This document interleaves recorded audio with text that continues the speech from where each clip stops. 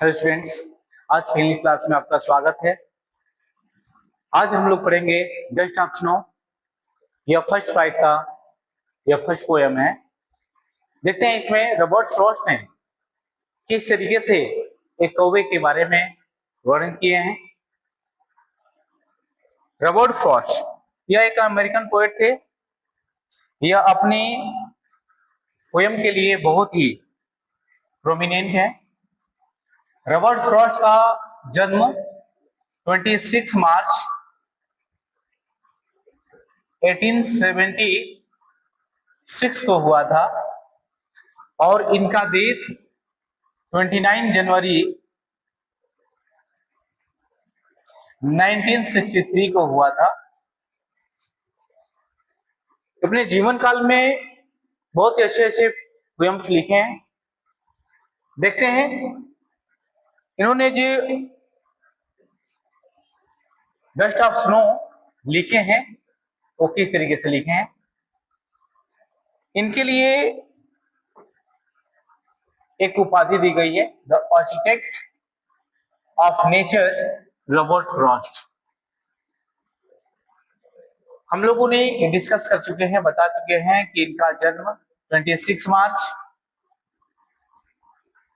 1874 को हुआ था और इनका डेथ 29 जनवरी 1963 को हुआ था। रॉबर्ट ली फ्रॉस्ट, इनका पूरा नाम था Robert Lee Frost, an American poet. ये एक अमेरिकन पोएट थे। Known for his realistic depictions of the rural life in New England. ये अमेरिकन पोएट थे लेकिन नए इंग्लैंड में अपने ग्रामीण परिवेश के लिए, ग्रामीण लाइफ के लिए, रूरल लाइफ के लिए जाने जाते थे। इन्होंने अपने लेखनी में, अपने लेखन में डिपिक्शंस यानी कि लेखन चित्रण में रूरल लाइफ के बारे में ज्यादा लिखे हैं। He use local settings of examine complex social and philosophical things. वो ज्यादा मतलब कि सोशल यानी कि सामाजिक और फिलोसफिकल जो थीम्स होते थे ज्यादा उनको यूज किए हैं। की अचीवमेंट्स, इनके अचीवमेंट्स क्या है? Only poet to receive 4 Pulitzer prizes for poetry.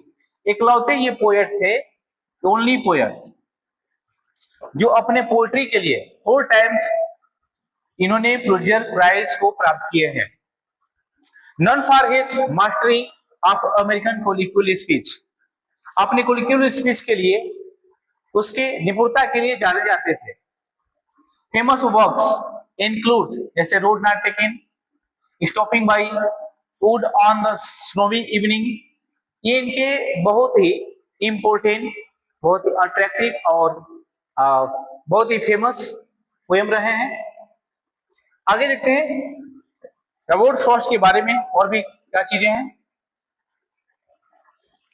अब यहाँ पे पोएम के बारे में देखते हैं थोड़ा सा। इन्होंने जो पोएम लिखे हैं, सिंपल इंसिडेंट यानी साधारण घटना को इन्होंने डिस्क्राइब किया है। यह पोएम जो है शॉर्ट है, 8 लाइन का है। जो डिस्क्राइब किया गया है स्मॉल इंटरेक्शन विथ नेचर, जो नेचर से थोड़ा कैसे जुड़ाव रखा जाता है, नेचर से कैसे जुड़ाव होता है उसके बारे में वर्णन किया गया है। प्रोफाउंड मीनिंग, लेकिन इसका गहरा मीनिंग है। छोटा पोयम है लेकिन इसका मीनिंग गहरा है। It illustrates how tiny unexpected events can lead to significant emotional transformation. इसमें यह भी इलस्ट्रेट किया गया है कि कैसे छोटी सी घटना, बिना उम्मीद किया हुआ अनएक्सपेक्टेड इवेंट्स, जो हमें एक महत्वपूर्ण और भावात्मक रूपांतरण की तरफ ले जाता है। Conventional symbols, Frost uses non traditional symbols. ये नॉन ट्रेडिशनल सिंबल्स प्रयोग किए हैं, मतलब कि बिल्कुल अपोजिट अवस्था में जाकर के प्रयोग किए हैं। जैसे कौवा या हेमलॉक ट्री है, ये नेगेटिविटी के लिए जाना जाता है, लेकिन रॉबर्ट फ्रॉस्ट ने इनको हैप्पीनेस के लिए प्रयोग किए हैं। जैसे कि क्रो भी निगेटिव के लिए होता है, काला होता है। हेमलॉक ट्री जो होता है धतूरे का पेड़, धतूरे का पेड़ या पौधा, तो ऐसे कंडीशन में ये पॉइजनस होता है। धतूरा जो होता है पॉइजनस होता है। इसको भी रिप्रेजेंट किए हैं जॉय के लिए, आनंद के लिए। सेंट्रल मैसेज, इसका जो केंद्रीय मैसेज क्या है? पर्सपेक्टिव इज एवरीथिंग, माने कि अगर उम्मीद किया जा सके जाए तो सब कुछ संभव है। इवन अ बैड डे, यानी कि खराब दिन भी can be saved by nature's quiet touch, माने कि अगर नेचर के संपर्क में आते हैं तो एक खराब दिन को भी अच्छे दिन के रूप में बनाया जा सकता है। आगे देखते हैं कि रॉबर्ट फ्रॉस्ट क्या कहते हैं, अपने लेखन के माध्यम से क्या एक्सप्रेस करते हैं। Here is the poem Dust of Snow, full text. In this poem we will see how Robert Frost described this poem and the activity of the nature. There is a little poem, but it has a deep meaning. The way, let us see, the way a crow, जिस तरीके से, मैंने उस तरीके से एक कौवा, shook down on me the dust of snow from a hemlock tree. Hemlock tree धतूरे का वृक्ष, पौधा। स्नो, डस्ट ऑफ स्नो, बर्फ का धूल, बर्फ का धूल। सुख मतलब कि झाड़ना या हिलाना, झाड़ना हिलाना।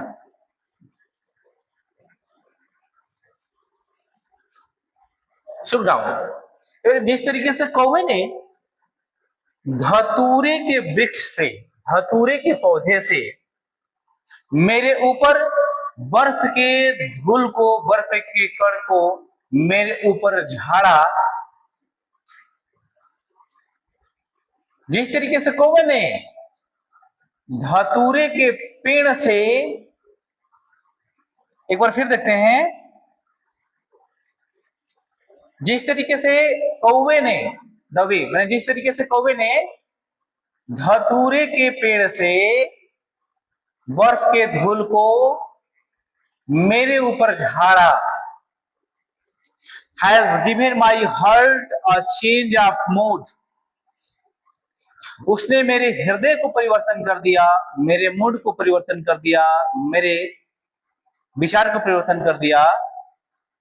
And saved some part of a day I had ruined, और जो मैं अपने शेष दिन को, दिन के समय को जो क्रोध में या उदासी में, गुस्सा में जो बर्बाद करने वाला था,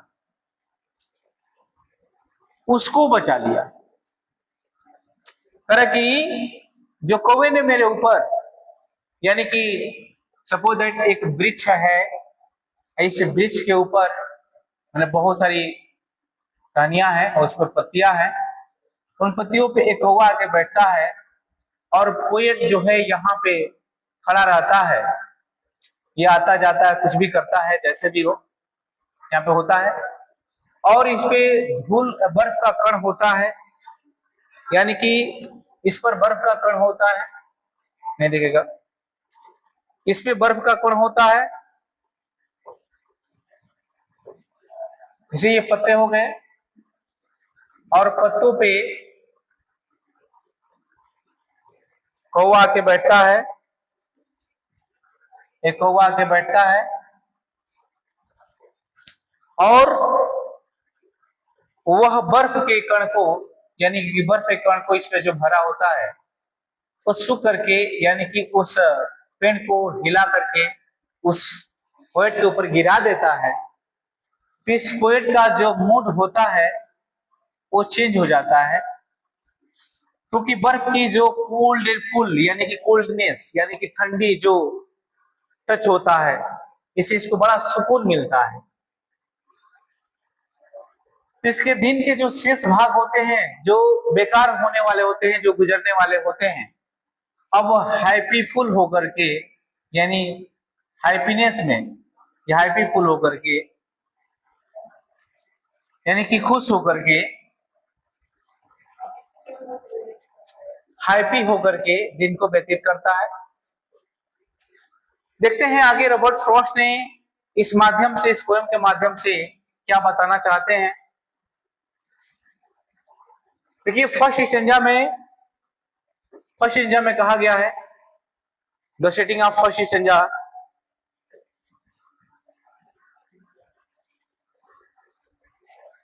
the setting of first stanza, first scene क्या है? द डिसेंट ऑफ स्नो, यानी कि जो बर्फ का जो रूप है, जो प्रयोग है, क्या हुआ है?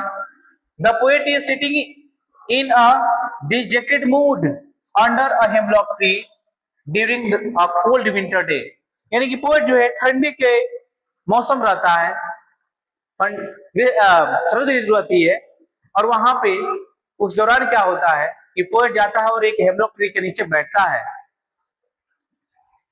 और वहां पे दुखी होकर के, मूड उसका सही नहीं रहता है, बैठता है। A crow perched on the tree shake its branches, और एक कौवा आकर के बैठता है, अब बैठ करके उसकी शाखाओं को शेक करता, हिलाता है। A causing fine particles of snow, और इसका कारण यह होता है कि जो बर्फ के धूल का जो कण होता है, fall on the poet, poet पे गिर जाता है। इसका रूप मतलब क्या हुआ? The crow and the hemlock tree are usually associated with the sorrow and darkness. यहाँ पे बताया गया है कि जो क्रो होता है या हेमलॉक ट्री होता है, यह मतलब इसका संबंध किससे होता है? दुख से और डार्कनेस से होता है। फिर भी पोएट यहाँ पे दुख और डार्कनेस के बातों को लिया है, ये प्रकृति से लिया है, कह रहा है कि प्रकृति में कोई भी चीजें खराब नहीं होती, वो भी किसी समय पे अच्छी हो जाती है। तो देखिए कैसे उस चीजों को अच्छा पॉजिटिविटी आंसर देने का प्रयास किया है। सेकेंड स्टेंजा में पोएट बताते हैं, क्या बताते हैं देखते हैं, let's see. I save the heart, मतलब कि एक हृदय जो है बच जाता है। इसका मतलब क्या हुआ था? He is a remaining part of the day and his mood in everything is safe. How the cold touch of the snow acts as a sudden realization for the poet. It initially lifts his spirit. The poet said that when the dust of snow fell on the poet felt coldness and his spirits touched highly joy and feel of quietness. He realizes, मतलब कि जब उसको बर्फ का touch होता है तो काफी वो अपने सुकून फील करता है। He realizes that the beauty of nature has saved some part. वो ये अनुभव करता है कि जो प्रकृति की सुंदरता है उसके सम पार्ट को सेव कर देती है। ऑफ हिज डे, उसके दिन के, of which he had previously ruined, जो कुछ समय पहले बेकार में, पश्चाताप में बर्बाद हो रहा था। It remarks a tradition on pessimism to hope and optimism. वो यह भी बताता है कि आशा उम्मीद का प्रभाव पॉजिटिव होता है, सकारात्मक होता है। आगे देखते हैं पोएट और क्या कहते हैं। मेजर थीम्स,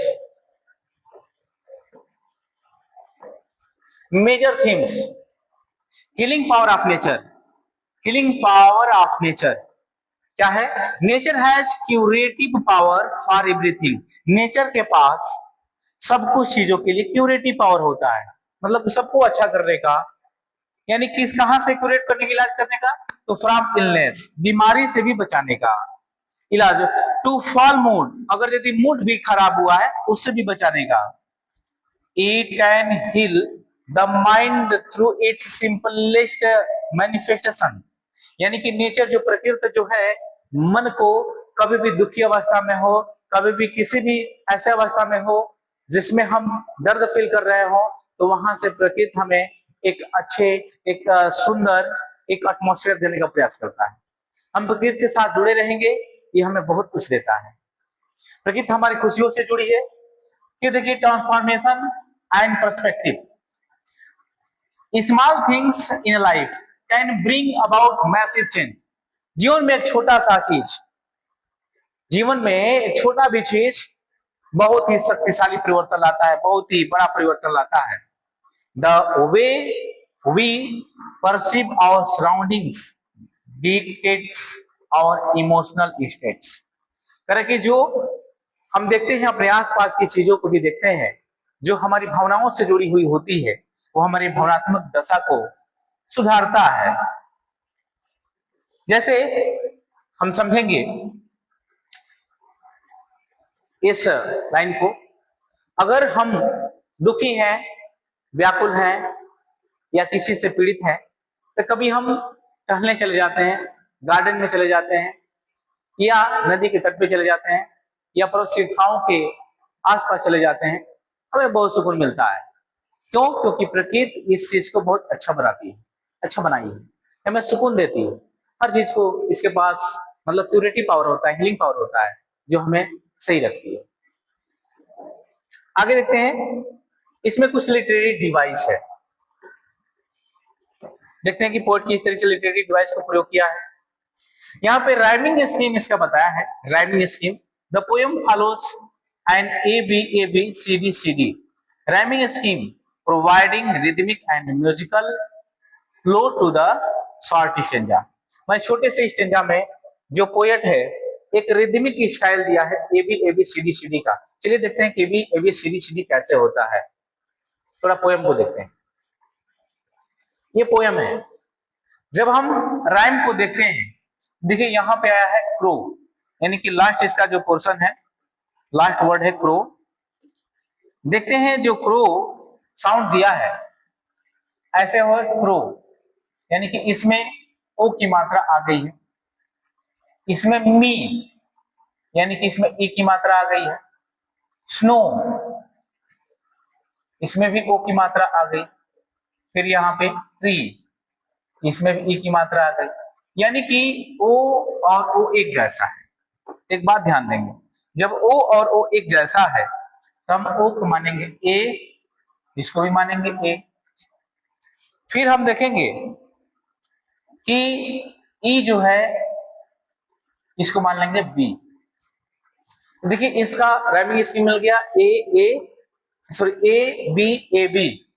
नेक्स्ट स्टेंजा में देखेंगे, देखिए स्टेंजा का क्या होता है कि जब अगले स्टेंजा की बात होती है तो वहां से चेंज हो जाता है।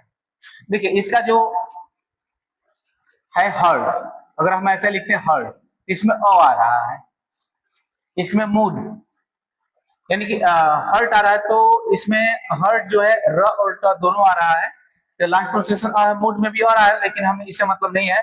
हमें ध्यान ये देना है कि लास्ट में इसका प्रोनाउंसिएशन कैसे आ रहा है। ये ध्यान देना है कि इसमें लास्ट में एक जैसा आ रहा है, इसे सॉरी एक जैसा नहीं बल्कि हर्ट आ रहा है, तो यहाँ पे ए आर टी आ रहा है, फिर यहाँ पर भी ए आर टी आ रहा है। अब देखिए यहाँ पे उड़ आ रहा है, माने कि ओ और डी, यहाँ पे ई और डी। तो देखिए हम दोनों में अंतर हम समझेंगे कि यहाँ और उसमें क्या अंतर है। यहाँ पे ए आर टी है, यहाँ पे ए आर टी है, तो ये तो एक जैसा मैच कर गया। तो हम देखेंगे ये कि जो ये मैच किया है, देखिए इसमें से ए आर टी कहीं भी नहीं मैच कर रहा है, तो इसको हम यहां सब चेंज करेंगे, सी मानेंगे, इसको भी सी मानेंगे। अब ये देखेंगे कि जैसे यहाँ पे ईडी का ओडी दिया हुआ है, यहाँ पर भी ओडी दिया ईडी दिया हुआ है, तो लगभग ये प्रोनाउंसिएशन दोनों का सेम है। इसका जो हम लेंगे कोई दूसरा लेटर से डिनोट करेंगे, तो मान लीजिए हम इसको ले सकते हैं सी हो गया, सी हो गया, फिर इसको हम डी ले लेंगे जो हट के है, डी हो गया। देखिए यही हमारा राइमिंग स्कीम हुआ, यानी फर्स्ट स्टेंजा का है ए बी और दूसरे स्टेंजा का जो राइमिंग स्कीम है वो है सी डी। राइमिंग स्कीम इस तरीके से देखा जाता है। अब आगे हम देखेंगे लिटरेरी डिवाइस में और क्या यूज किया गया है। देखिए इसमें अलिट्रेशन का प्रयोग किया गया है। नेक्स्ट है अलिट्रेशन। अलिटेशन क्या है? अलिटेशन का मतलब होता है repetition of consonant sounds. It means in any sentence repetition will be of the consonant sounds. Then in that conditions figures of speech will be alliteration. As has जिसे लिखा हुआ कि has given my heart, यानी कि has में भी h आया है, heart में भी h आया है और ये वर्ड के शुरुआत में है, इसलिए इसको alliteration कहेंगे. फिर नीचे देखते हैं एंड सेव्ड सम पार्ट. देखिए सेव्ड में भी एस आया है और सम में भी एस आया है, इसलिए यहाँ पे ए साउंड को कहा, इसमें ए साउंड को कहा है. तो इस तरीके से अलिटेशन होता है. नेक्स्ट देखेंगे इंजाममेंट. इंजाममेंट क्या होता है? तो करेंगे the continuation of the sentence without pause beyond the end of line. माने बिना रुके हुए अगर लाइन की बार बार यूज होता है, लगातार होता है, तो ऐसे कंडीशन में हम कहते हैं कि इंजाममेंट यूज किया गया है. यानी कि इंजाममेंट का जब यूज होगा तो उसमें किसी पंक्चुएशन का प्रयोग से बचा जाता है. जैसे देखिए पोयम को हम देख करके बताते हैं. देखिए यहाँ पे कहीं भी किसी भी पंक्चुएशन का प्रयोग नहीं हुआ है. आपको दिखाई दे रहा होगा किसी भी लाइन में, न इस लाइन में, न इस लाइन में, न इस लाइन में, न इस लाइन में. अब फिर यहाँ से अगली लाइन स्टार्ट हो गया, अगली लाइन स्टार्ट हो गया, अगली लाइन स्टार्ट हो गया, कहीं भी पंक्चुएशन का प्रयोग नहीं हुआ है. तो ऐसे कंडीशन में हम फिगर्स ऑफ स्पीच को इंजाममेंट का प्रयोग करते हैं, कहते हैं कि इंजाममेंट है. अब आगे देखेंगे नेक्स्ट क्या है. ये लिटरेरी डिवाइस तो कंप्लीट हुआ.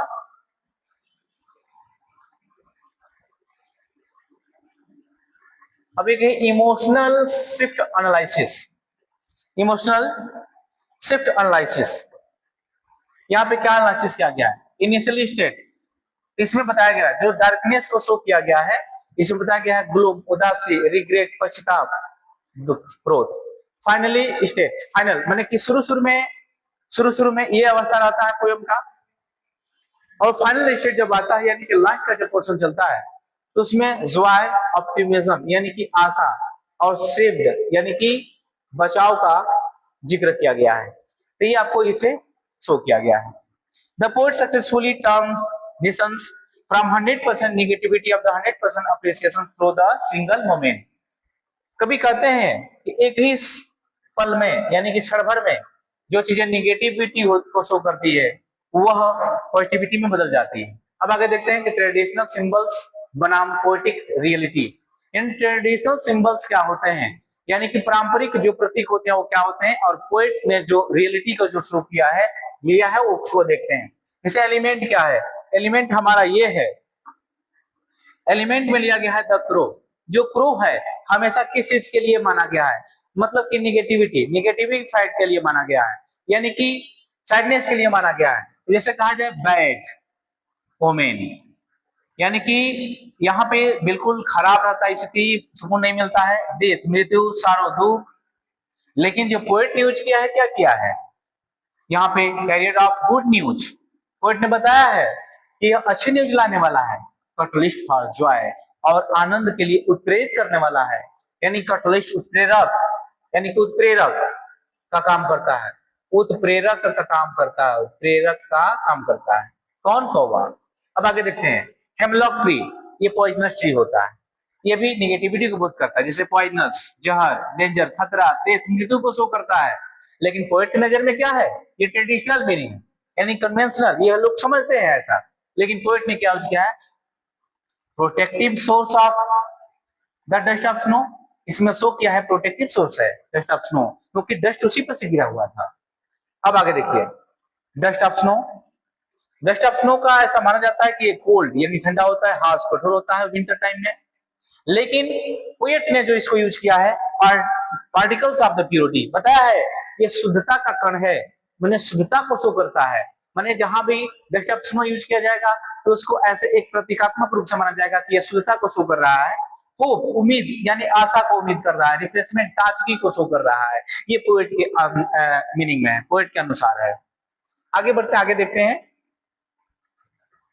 इसमें कुछ टेक द की टेकवेज। यहाँ पे कंक्लूजन मिला है। कंक्लूजन क्या है? 100% मूड चेंज हो गया है पोएट का। तो यहाँ देखिए 100% पोएट का मूड चेंज हो गया है। अब इस मूड चेंज होने के बाद क्या होता है? Robert Frost titles the belief that things considered bad like a crow and a hemlock tree are always signifiers of the darkness। मतलब ये भी कह रहा है करें कि जो कौवा है या हेमलॉक ट्री है हमेशा उसको डार्कनेस के रूप में माना गया है, यानी कि एक बैड चीज के रूप में माना गया है। वो बताते हैं कि ही टीचर जो बताते हैं that taking a positive outlook can help transform negative situation into a better ones। अगर बैड अवस्था में भी, खराब अवस्था में भी, बैड सिचुएशन में भी अगर पॉजिटिव सेंस रखता है, पॉजिटिव सोच रखता है, अच्छा विचार रखता है, तो वो भी उसका जो नेगेटिव विचार होंगे ना वो भी अच्छे विचारों में बदल जाएंगे। अब देखिए बहुत अच्छा एक कोटेशन दिए हैं। क्या दिए हैं इस कोटेशन में? लिखे हैं कि never waste a daily day in lamentation, यानी कि कभी भी एक दिन को पश्चाताप में न बर्बाद करिए। Never waste a day in lamentation, यानी कि कभी भी विलाप में, दुख में, माने दुख को विलाप करते हुए कभी भी दिन को व्यतीत मत करिए। अच्छा सोच रखिए, अच्छा उम्मीद रखिए। हर रात के बाद दिन आता है, हर रात के बाद सवेरा आता है। यह हमें सोच रखनी चाहिए।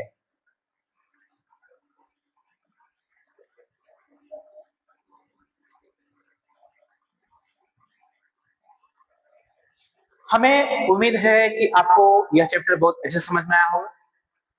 आप इसको ध्यान से समझें और जहां भी छोटी छोटी चीजें हैं, बारीक चीजें हैं, उसको ध्यान से देखें। इसकी मीनिंग बहुत ही डीपली है, बहुत ही अच्छी पोयम है रॉबर्ट फ्रॉस्ट का। मुझे उम्मीद है आप इसको अच्छे से समझेंगे। Thank you.